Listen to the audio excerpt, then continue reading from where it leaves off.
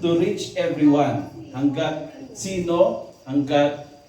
kaya na ating gagawin ay i-reach out natin ang mga lost upang ihatid natin sa ating pong Panginoon. Tandaan natin, Jesus said, pakibasa nga po ng malakas, sabay-sabay, I am.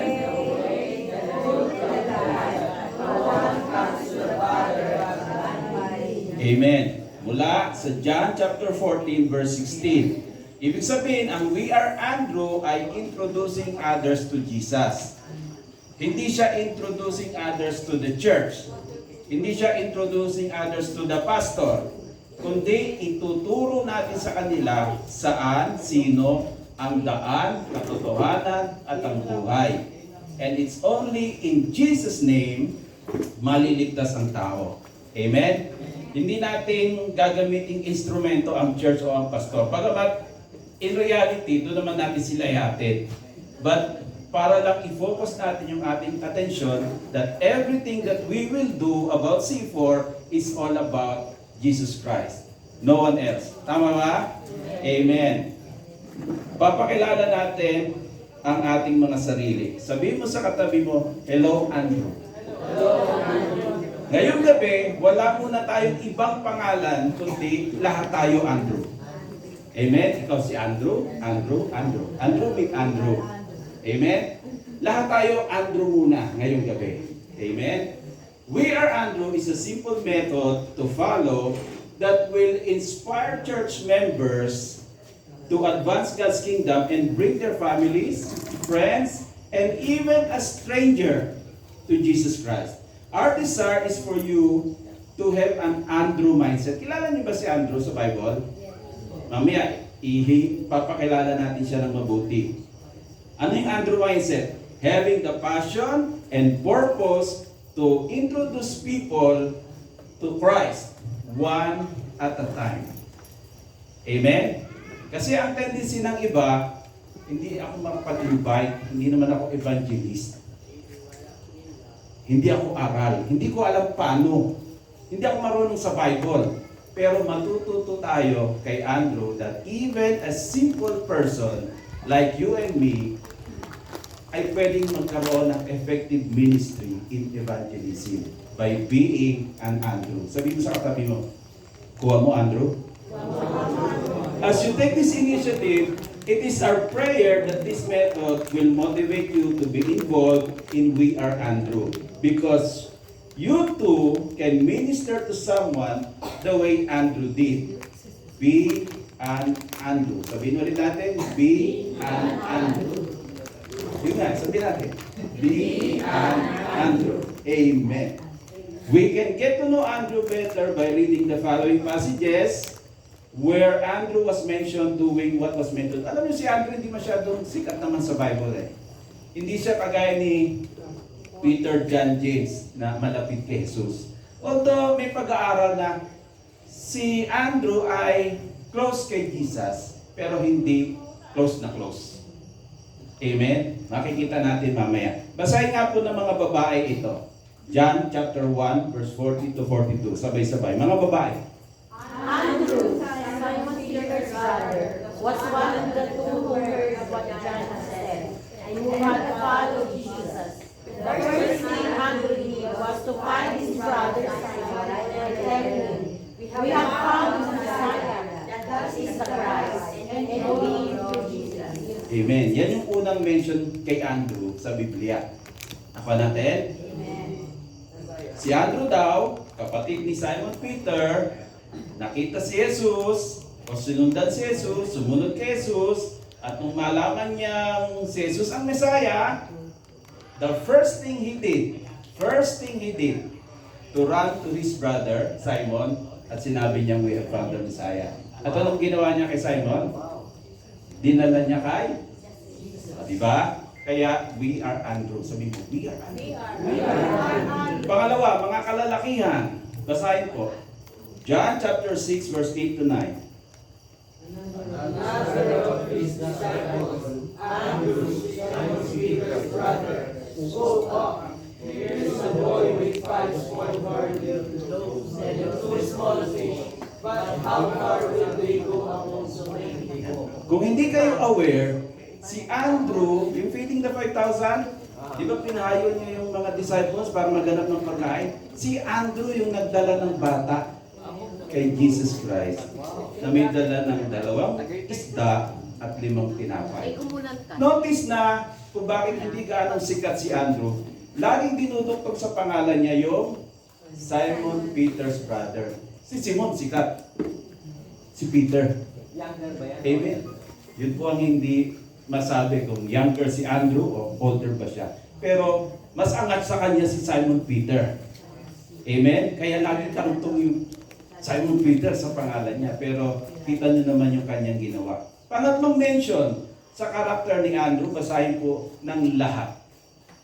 John chapter 12 verse 20 to 22. Now there were some Greeks among those who went up to worship at the festival. They came to Philip, who was from Bethsaida in Galilee, with a request. Sir, they said, we would like to see Jesus. Philip went to tell Andrew, and Andrew and Philip returned to Jesus. Amen. Merong festival. May mga Greek na lumapit kay Philip. Tinatanong nila, gusto namin makilala si Jesus. Asan ba siya? Kanino tumakbo si Philip? Kay Andrew. May parang pakahulugan na, bakit kailangan lumapit ni Philip kay Andrew? Hindi pa siya dumirekta kay Jesus. So maaaring may kaisipan na si Andrew, medyo lalapit kay Jesus. Amen? Malakas siya. Meron siyang dating, may kabig, no? May influensya. Ngayon, silang dalawa, in turn, together, nilapit nila yung mga Greeks na nag-i-inquire kay Jesus. Amen? Pero nandun pa rin si Andrew. Kilalanin natin yung the man. Sabihin niyo, the man. Si Apostle Andrew was one of the original 12. Amen? Part siya nung unang 12. In fact, siya yung one of the first na tinawag o sumunod sa ating Panginoong Yesus. He is the brother of Simon Peter, pinanganak sa Bethsaida, Sea of Galilee, during the early 1st century. At kagaya ni Peter, ang trabaho nila ay fishermen, obviously. Kasi nung tinawag sila ni Jesus sa aklat ng Matthew, ng Luke, ng Mark, sila ay nangingisda. Pero sa Book of John, ay disciples muna sila ni John the Baptist. Yun ang pagkakasulat sa kanila. Tapos sumunod lang sila sa ating Panginoong Jesus. The name Andrew, by the way, Andrew ang pangalan ng anak ko. Nagkataon naman. The name Andrew is a variant ng Greek name Andreas na dinerive sa salita o pangalang Aner na ibig sabihin po ay man. Pag sinabi natin Andrew, man. Amen? Na ibig sabihin din po sa ibang salin o sa Greek, ibig sabihin manly, brave, strong, courageous, and warrior. Mga kahulugan ng pangalan na kung ating i-internalize bilang evangelist, kailangan nating taglayin. Ang pagiging brave, courageous, manly, strong. Amen? Sa pagpapahayag ng salita ng Diyos. Kasi kung mahihiyain tayo, matatakotin, wala kang mai-invite kay Jesus. Praise God. Promise.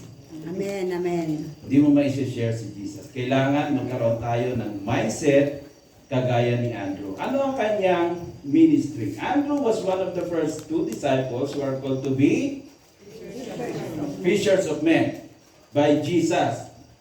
Si Lord mismo ang tumawag sa kanila noon. Gagawin ko kayo mamamalakaya ng mga tao. In the Gospel of Luke, however, si Andrew hindi muna siya initially pinangalanan.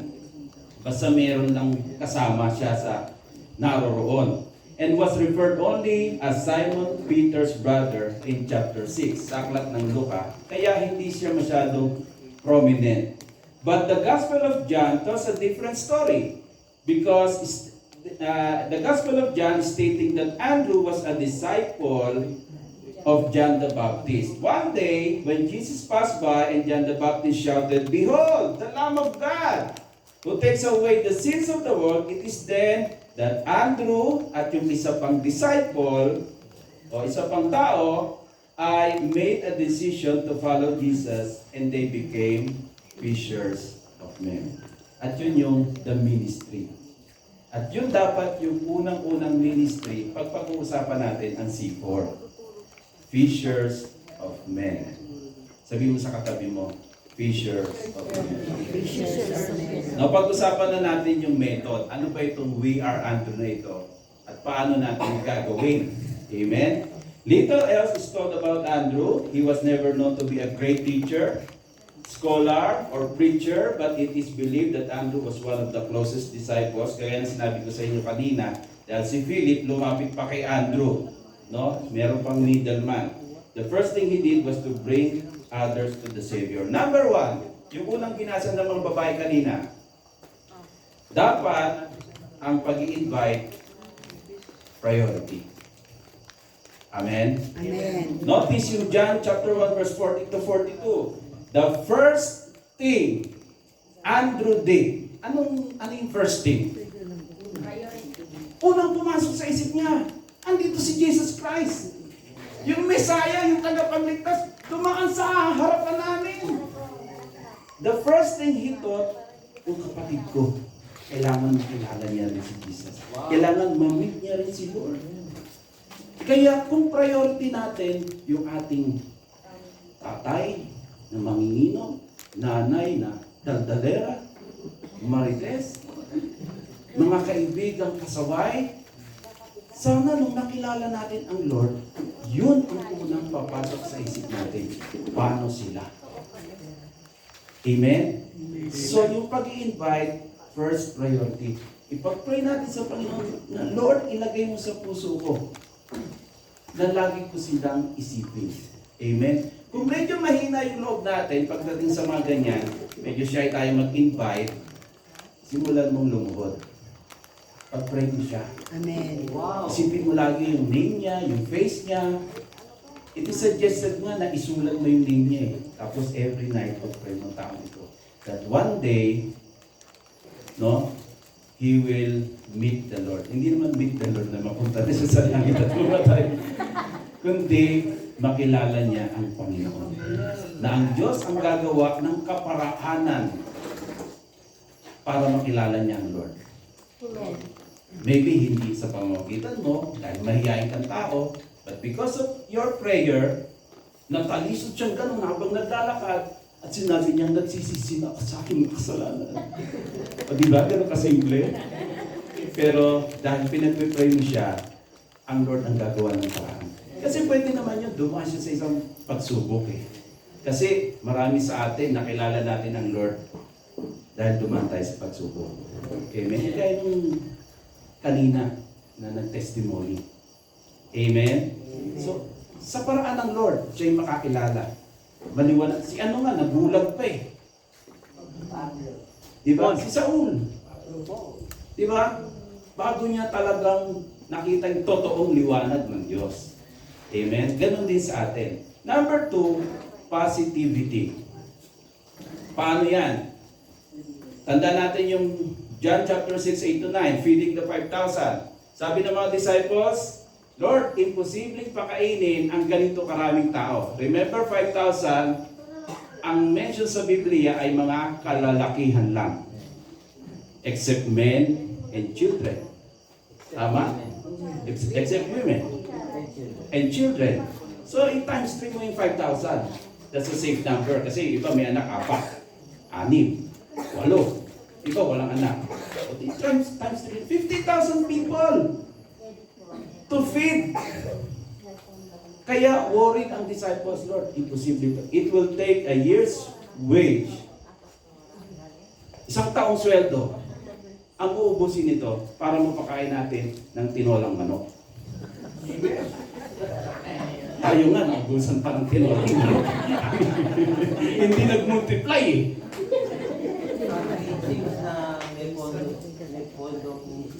May pondo ang ministry of Jesus, pero hindi nila ginamit, pastor. Dahil umalis ang mga disciples, walang nakakita except Andrew. Dinala niya yung bata. Ano dala ng bata? 2 tinapa 5 pandesal. 15,000 ang papakainin, 2 tinapa, 5 pandesal. Kasya? Hindi kasya. Kasya! Pero sa totoo, hindi kasya. In reality, tama? Hindi kasya. Impossible eh. Baka 2 tao, kulang yun eh. Amen? Eh bakit dinala pa ni Andrew? Bakit dinala pa ni Andrew? Positivity. Kilala niya si Jesus. Napapanood niya yung ministry. Alam niya na kahit ito lang dala niya, may gagawin si Lord. Amen? Kaya pag may dinala ka kay Lord, amen, pag may dinala ka kay Lord, it's not up to you kung tatanggapin niya si Jesus o hindi, o anong gagawin niya, anong desisyon niya. Basta sa'yo, dinala ko ito, wala ka na Lord. Patayin mo siya kung gusto mo siya. Kung gusto mo, bahala ka na. Pero sa likod ng isip mo, may gagawin sa kanya. Amen. Amen. Pwedeng hindi instantly, pwedeng dinala mo siya, tapos sabihin niya, isipan ko. Pero nasa isip niya na yun. Nakitanin mo na yung binhi. One day, tutubo yun. Maalala ka niya, teka, in-invite ako sa church ni ano ha. Try ko nga. Tapos makita niya, pagdating niya, andun si Pastor Leo. Ay, kailangan mo siyang na-excite. Gusto ko dito. Amen? Libreng tinola, libreng ano. Dadalhin ko siya sa Camp David. Ganun lang, positivity. Huwag tayong panghinaan ng loob na kahit share tayo ng share, nire-reject. Okay lang. It's not up to us to save people. Gawin natin yung part natin, si Lord ang gagawa. Alam niyo ba't nagkasya yung 2 loaves of, 5 loaves of bread at 2 isda? Ano ginawa ni Jesus? Itinaas, pinag-pray. No matter how small, no, yung meron ka, if you learn how to say, thank you Lord, kakasya. Mag-multiply. Mabubusog ka. Amen. Kaya, hindi natira ito. Alam niyo ilan natira? 12 baskets. Sabi ng mga, scholar, tag-iisa daw yung mga disciples. Para hiyain sila na yung sinasabi nilang hindi kasya, saksak nyo sa bagal nyo. Tag-iisa kayong basket. Amen? Hindi kasya. O yan, tag-isa kayong basket. So, sa mga hindi naniniwala, mapapahiya sila sa Panginoon. Amen. Amen. So stay positive na in-invite natin si Lord ang kikilos. Amen. Pangatlo, patapos na tayo. Ganun ang kabilis. Presence. Amen. Ano yung una? Priority dapat. The first thing Andrew did was to run to his brother and bring Simon to Jesus. Pangalawa, positivity. Diba? Dinala ni Andrew yung bata knowing na 15,000 yung papakainin. Pero alam niya may gagawin ng Lord.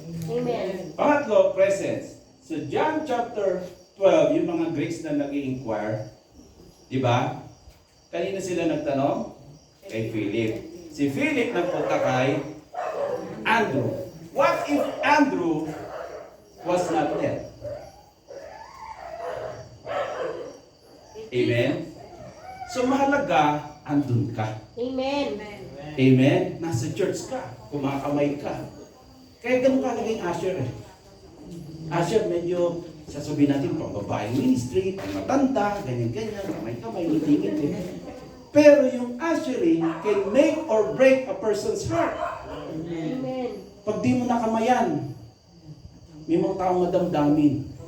Sabi niya, hindi na ako babalik yan. Sungit ng tao. Pang taga-gobyerno. Ang mga teller ng SSS. Hindi tumatawa. Di ba?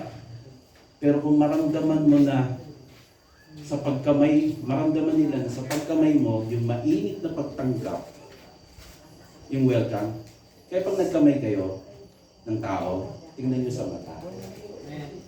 Para ipakitang sincere kayo na welcome sila. Hindi mo. Magbatian po tayo siya. Punto pa yung Katoliko eh. Peace be with you eh. Peace be with you. Peace be with you. Peace be with you. Nakatingin. Amen. Tayo. Kami nga sa konti namin at sa late ng church, pag nagkamayan, walang lilibot. Magtatagpo sa gitna, gano'n na yung kamay. Konti lang kami. Wala nang tayo maglibot. Amen. Nakatipid sa oras. Pero bull-bull yung kamay. Pero minsan, hindi mo maramdaman yung sincerity ng pagtanggap. Amen? Pero ganun kahalaga ang presensya nyo sa church. Amen. Amen? Paano kami magpunta, mag-inquire? Ikaw hinahanap. Saka natin, as much as we can, whenever we can, be there in the church or kung saan man kayo hanapin. Lalo na kung may in-introduce kayo kay Lord. In-invite nyo pumunta sa church, tapos kayo ang wala. Kahiya naman. Diba? Nag-invite ka, tapos ikaw yung absent. Nakakaya yun. Kaya napakalaga ng presence. Yung tatlong bagay na yun, tatlo lang. Tandaan nyo lang. Priority, positivity, presence. You can make a difference in your church. Kahit hindi kayo scholar, hindi kayo nag-agsom, o kung ano man, wala kayong ministry, hindi kayo yung pinaka-pogi sa church, okay lang. You can invite someone and introduce him to Jesus. Amen. I think that's the greatest thing. Because yung ma-invite mo yun, one day, pag nag-aral, nag-grow, sincere sa pagsunod kay Yesu Cristo, papalitan niya na si Pastor Leo. Amen. May mga bagong henerasyon, no? Na magkakamp dito. Kasi mamamatay din kami. Hindi pa. Knock on wood. Hindi pa. Pero, kailangan may mga sumunod. Amen? Sabi mo sa katabi mo, sumunod. Parang iba ibig sabihin. Sumunod. Amen. Areas of application. Saan natin ito pwedeng apply? Ito yung mga suggestion lang, ano? Kung sakaling. Dapat kasi, i-divide ko pa kayo into groups. Kunwari na sa church kayo, community. But because kulang tayo sa oras at lugar, pag-aralan na lang natin theoretically, okay? Areas of application. Number 1 sa church. Bakit kailangan na evangelism? Pastor, nasa church na nga. Hindi. May mga taong baguhan, papasok sa church. So, number 1 na mahalagang mag-welcome sa kanila, usher. Sila ang unang mukha ng church. Amen? Kung nakita yung usher mo na kasalubong na kasimangot na parang hindi nakaalmusal, alam na this. Huhusgahan na yung church mo, buo. Amen? Totoo. First impression, last. Kaya unang dating ng tao, ushering, umayos-ayos naman. Kung hindi nakaalmusal, maya-maya na lang magkape. Amen? Hayaan natin maramdaman ng tao that they are welcome sa family ng Diyos. Kasi ang mga taong naghahanap yan ng tatanggap sa kanila. Ng pamilya. No? Ngayon, pagpasok sa church mo, hindi nila naramdaman yun, binigo mo sila. Sayang yung pagkakataon. Pangalawa, pwede tayong magtayo sa church natin ng Connect Ministry. Ibig sabihin, specialization nila yung pag may dumating, sila na yung, oh Brad, kamusta? Di ba? Connect, sila na yung ministry ng Connect. Ngayon, meron sanang kabataan dyan, may pangmatanda. Amen? Kasi baka may youth na dumating, ang Connect ministry mo, medyo... Ay, Brad. Medyo kulang. Hindi ko sinasabing hindi mali, ano? Kundi, diba? Kailangan silang mag-jive, mag-ugnay.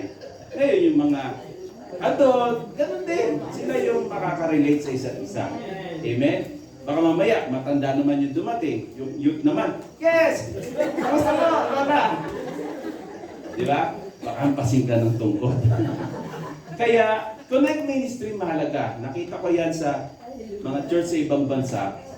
Meron silang ministry na yun ang kanilang specialization. Alam nila yung open cell, alam nila yung pakikipag-usap, tamang pag-approach, no? Hindi lang basta kamay, no? Kundi nagko-connect sila sa tao. Tapos, yung Connect Ministry, meron silang Connect Form, no? Ba, na-building relationship, gusto mong magpalis sa amin na meron kaming Connect Team or Connect Ministry. Wala lang, para lang mapalaw ka, gano'n. Konting bola-bola. Amen? Pero bola-bola, hindi mo tayo nagsisinungaling, no? Nalolo ko rin sila, pasok kayo sa pyramiding namin. Hindi gano'n. Kundi, gusto lang natin sila maging part ng isang sistema na pwede silang lumago. Kung ayaw nila, huwag niyong pilitin. Amen? Basta, make sure na i-follow up the next time. Tapos, build relationship sa church. Ganun naman sa church, no? Parang nagiging isang pamilya na. Tapos, nagtataka ba kayo sa ibang mga church na kung sino yung mga kapitbahay ng church, sila yung hindi mati? Tama? Kasi naman, yung nasa church, pagka naglalakad o nakatambay sa labas ng church, akala mo yung mga kung sino. Nadaan dun sa kapitbahay, hindi papansinin, hindi ngingitian. Basta diretso sila sa church na para bang hindi nag-exist yung kapitbahay na yun. Kaya ang unang tisod sa community, yung malapit sa church. Amen. Amen? May hugot yung isa. Natisod. Kaya baguhin natin. Amen. Baguhin po natin yung... Paano ba ito? Ayan, sound check. Ayan. Baguhin natin yung ganong kaisipan, no? Kung may flyers kayo, abutan nyo. Kahit na itapon, lumuti sa mukha nyo, okay lang. Malaman nilang pinapansin nyo sila. Amen. Amen? Abutan nyo ng spaghetti. Amen. Diba? Pag may handaan sa church. Champurado. Yung papanis na, gano'n. Gano'n lang. Abutan nyo ng something. Malaman nilang they are part of the community that you are trying to reach. Amen? Eh, yung mga attendant, kagaya namin, sa show, mga esnabero kami. Pero yung mga attendant namin, Teresa Rizal. Show Boulevard lang yan. Teresa Rizal. Santa Maria, Bulacan. Marilao, Bulacan. Yung mga attendant na worker namin. Sa kapitbahay, wala! Di ba nakakaya? Kaya ngayon, sinisimulan ko, every time makita ko doon, kahit na yung janitor doon sa building, iitihan ko, babatiin ko, abot ako ng flyer. Bahala na siya kung kailan siya hipuin ng Lord. Basta malaman nilang, we care. Amen? Amen. Suggestion lang naman yun. Kayong bahala sa mga kanya-kanya yung church. Amen? Next area of application, campus. No? Marami kayong pwedeng gawin dyan. Kagaya ngayon, pasukan na, so pwede kayong mamigay ng leaflets. Amen? Make sure pag namimigay kayo ng leaflets as a group, or kung kinakailangan magpaalam kayo sa barangay. Amen? Kasi hindi naman ngayon pwede basta-basta magbigay ka na lang. Kung bakit kailangan group, kasi pag ikaw lang mag-isa, abutan mo estudyante, lalapitan mo, mukha kang pedophilia. Lalo na ganito kalaki katawan mo, abutan mo, babaeng estudyante. Di ba? Nakakatakot. So kailangan group, no? Maganda kung may pa-uniform pa kayo, etc. At least malalaman ng mga estudyante na may mga kabataan kagaya nila nakasali doon. Amen? So pwedeng mga poster. Of course, yung youth ministry, malaking bagay po yan. At meron mga ibang proyekto yung youth ministry, kagaya ng pa-concert, kantahan, inuman. Sige, okay lang. Kagaya ng mga kantahan, concert, banda-banda, yan ang gusto ng mga kabataan. Amen? Go na go sila dyan. kahit palibre ka lang ng kape at saka pandesal at saka 2 tinapay, i-multiply na lang ng Lord. Kakasya na yon. Amen? So, inuman, pwede daw uminom. Kagulat-gulat na revelasyon. Pwedeng uminom, huwag maglasing. Mahirap yun ha. Pero yan ang sabi daw ng Bible. Amen? Mag-ingat lang.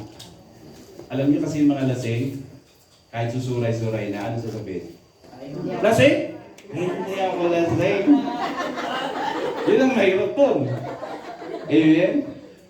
Sabi yung Pastor Leo, pwede uminom. Huwag maglasing. Hindi ako lasing. Yari na tayo doon. Ituturo si Pastor Leo. Kaya, hanggat kayang iwasan. Bakit? Nagsimula sa patikim-tikim. Bisyo'y nagsimulang lumalim. Kaya ngayon ang hirap ng tanggalin. Ano kasunod? Pare, sumata mo na, Pastor siya. Amen? Pero yun ang turo sa Biblia. Mga concert program, pwede yan.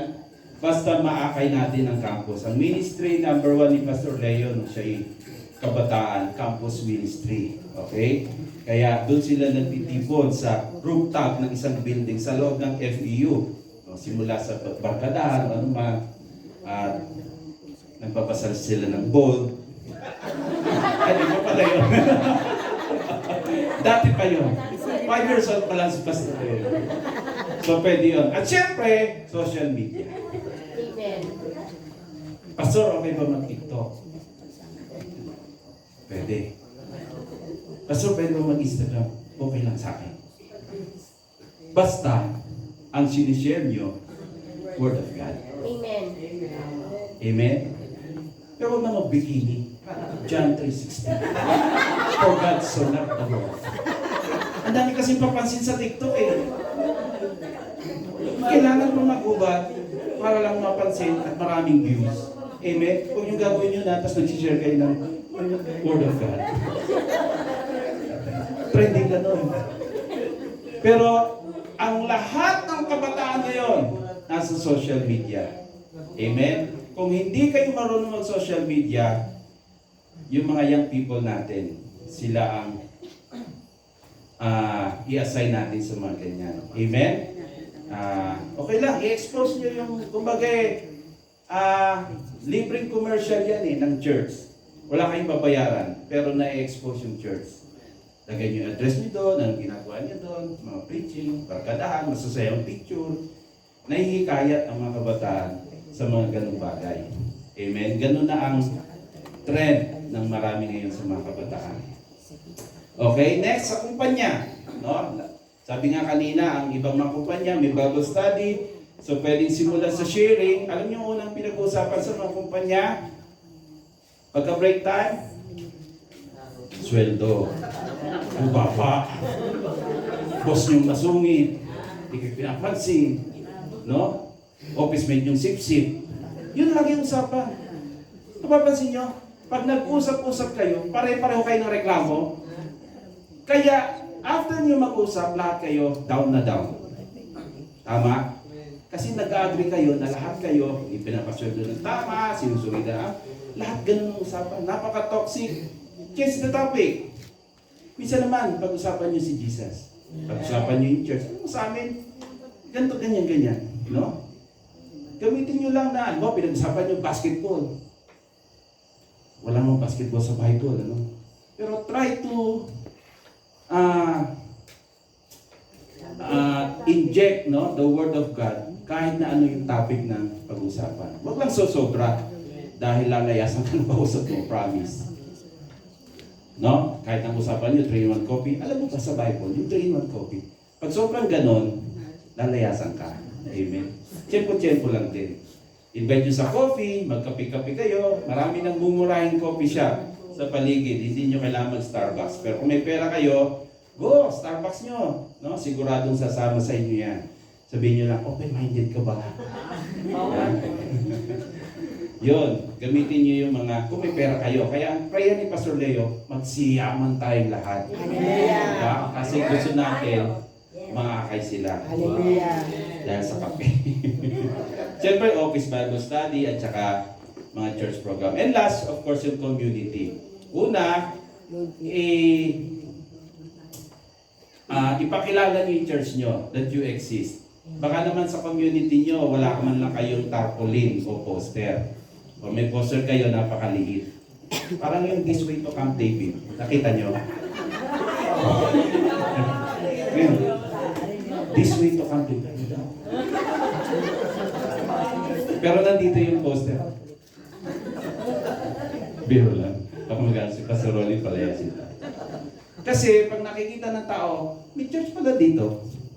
Amen? Pwedeng baguhan siya or pwedeng dating nawala na siya sa church niya, nag-aanap siya ng church niya, nakita niya may tarpaulin kayo, try ko nga.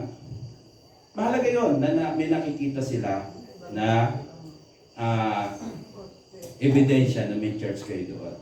Community exposure ang tawag doon. Pwede rin community exposure, meron kayong kagaya ng ginawa namin sa youth namin dati, nagpaalam kami sa barangay, hingi kami ng permit, nagwalis kami sa community, yung mga youth. Tapos, uso yung dengue nun kaya nagwalis kami para maalis yung mga stagnant water. No? Tuwan-tuwa kami. 3 youth namin ang na-dengue. Totoo. Yung isa hindi na pinati ng magulang. Kaya mag-ingat din. Although maganda yun, nakikita ng community na may purpose kayo, ba't kayo nag-exist dyan, no? Hindi lang kayo puro kantahan o yapang, pagandaan ng damit, kundi nakakatulong talaga kayo sa community. Plus, feeding program, medical program, kung may access kayo doon. Amen? At syempre, yung house to house. Kung talagang, siguro naman sa church natin, meron talaga diyang makapal na mukha. No? Talagang pinanganak siyang malakas ang loob na wala siyang hiya sa mga door-to-door. Amen? Amen. Amen. Ba't naman kakaya si Lord? Amen? Amen. Nag-try ko na yun, mag-door-to-door. Talagang merong sasaraduan ka, merong tatanggihan ka, meron din Katahulan ka. ng aso. No? So, ganun lang naman. Kung kaya nyo ng door-to-door, mag-door-to-door. Amen? Huwag na kayo kumanta na, I'm gonna knock on your door, ring on your bell. Wag na. No? Pagbukas ng pinto, ngiti. Magandang hapon po. Gabi na! So, ganun lang. House to house. Yun ay mga suggestion lang. Amen? Na pwede natin gamitin yung ginawa ni Andrew. Priority ang pag-invite. Positivity. Kahit reject ka, okay lang. It's not up to you. Yes. And presence. Dapat nandun ka. Amen? These methods teaches us that even an ordinary person like Andrew can do extraordinary things in advancing the kingdom of God. Amen ba dyan? Anyone can minister as Andrew did. Maaring kayo ay kagaya ni Andrew. You don't see yourself as having many talents. You don't have a terrific singing voice. You have trouble speaking in public. You wonder how God might use a person like you. Kasi sinasabi natin, wala yata akong silbi sa church. Wala yata akong pwedeng ministry. Hindi ako magaling kumanta, parang kaliwa pa ako. Diba? Mayroong ministry para sa iyo. Ministry ni Andrew. Fisher of men. You don't see yourself as being too important in the grand scheme of things. But you can be like Andrew. You can introduce people to Jesus. You can bring people to church. No matter who you are. And what at the time? Pwede. Amen? Hindi ka na kailangan track. One at a time. Take your time. Amen? You see, when Jesus called Andrew, Andrew called Peter. And Peter is the disciple who first confessed that Jesus is the Son of God. Without Andrew, there wouldn't be a Peter. Amen? Amen. So baka kayo yung Andrew ng isang taong naghihintay lang Amen. ng yayaya sa kanya. Amen. And who knows, parang natin Panginoon, who knows, yung in-invite nyo as a person, o yung taong in-invite nyo, maging isang pastor na talagang hahawak ng malaking church. Wow. And that's because of you. So be an Andrew, bring people to Jesus. Palakpakan natin. Mula na po, magandang gabi sa ating lahat. Amen. Meron tayong leaflet dito. Hindi ko muna pinamigay kasi babasahin nyo ng babasahin. Hindi kayo makikinig sa akin. Pero meron kayong to review. No? Amen. Get one and pass na lang. Salamat, Pastor. Hindi lang naka-stapler. God bless po. God bless. Good night po. 20 lang. Biro lang. Well, marami na akong nabenta sa ginawa ni Pastor Jun. Wala akong ano. Walang cut ah. Well, ang ating next natin ay ano yung PowerPoint. Ang gawin muna natin ay mag-picture taking tayo kasama ni Pastor Jun. Then mamaya, kasama na rin ako. Yun na yun ang picture taking natin. Tayo dito ay hilera. Paano ba natin gagawin yun?